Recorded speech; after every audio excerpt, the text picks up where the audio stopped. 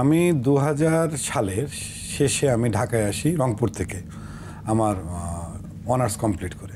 Chartered অ্যাকাউন্টেন্সিতে লেখাপড়া করব এক নম্বর ছিল, যেহেতু ছোটোবেলা থেকে আমি অভিনয় করি, ভালো কোনো থিয়েটারের সাথে আমি কাজ করব এই অভিপ্রায়ে আমি আসি। সে জায়গা থেকে আমার নাগরিক নাট্যাঙ্গনে আমি জয়েন করি 2001 সালে। তারপরে আমি থিয়েটারের সাথে আমি যোগ হয়ে যাই। সে সময় আমাদের থিয়েটারে আরেকজন অভিনেতা ছিলেন সাজু খাদেম, যিনি এই ইটিভির একটি মানে আপনার মৌলিক ইয়া ছিল ভোলার ডায়েরি। ভোলার ডায়েরিতে সে ভোলা ক্যারেক্টারটা অভিনয় করে। সে সময় অনেক ক্যারেক্টার আর্টিস্টের দরকার হইতো। সে সময় আমরা তার সাথে তার ডাকে বা শাহের খান কল্লোল ভাইয়ের ডাকে আমরা অভিনয়, এই টেলিভিশনে টুকটাক আমরা অভিনয় করি। এছাড়া আমি শর্ট ফিল্ম ফোরামের সাথে যুক্ত ছিলাম। আমি থিয়েটার এবং শর্ট ফিল্ম ফোরাম এই যাতায়াতটা আমার সবসময়, আমি সন্ধ্যার পরটা আমি কোনোভাবে অন্য কোথাও আমি থিয়েটারে দিতাম এবং আমি থিয়েটারটা খুব মন প্রাণ দিয়ে করছি। আমি যতদিন 2009 সাল পর্যন্ত আমি থিয়েটার মন প্রাণ দিয়ে করছি।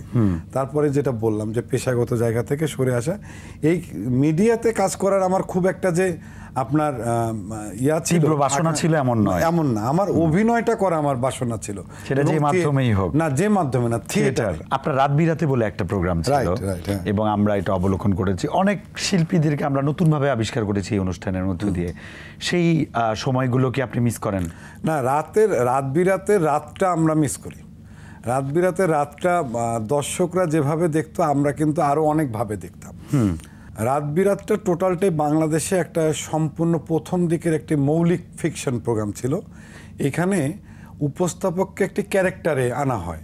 আমি ঋতু, আমি কিন্তু সারা রাত কিন্তু বহেমিয়ানের মতো ঘুরি না, কিন্তু আমাদের এখানে আমার ক্যারেক্টারটা ছিল তারামিয়া। তারামিয়া নামক একটি ক্যারেক্টার, সে সারা রাত ঘুরতে পারতো, নানান জায়গায় যেতে পারতো, রাতের সৌন্দর্য অবলোকন, রাতের তারা, হ্যাঁ রাতের তারা, হ্যাঁ। এবং আমাদের প্রোগ্রামটার মূল ভিত্তির সাইড ছিল আমরা রাতের সৌন্দর্যগুলোই দেখাবো। আমরা রাতের যে খারাপ কোনো দিক আছে, চুরি ছিনতাই, এইসব কোনো জিনিসই আমরা কখনোই রাত বিরাতে আনি নাই। এর মানে হচ্ছে যে আপনার রাত বিরাতে জার্নিটাই হচ্ছে একটা অভিজ্ঞতার ডালি, অভিজ্ঞতা অসংখ্য।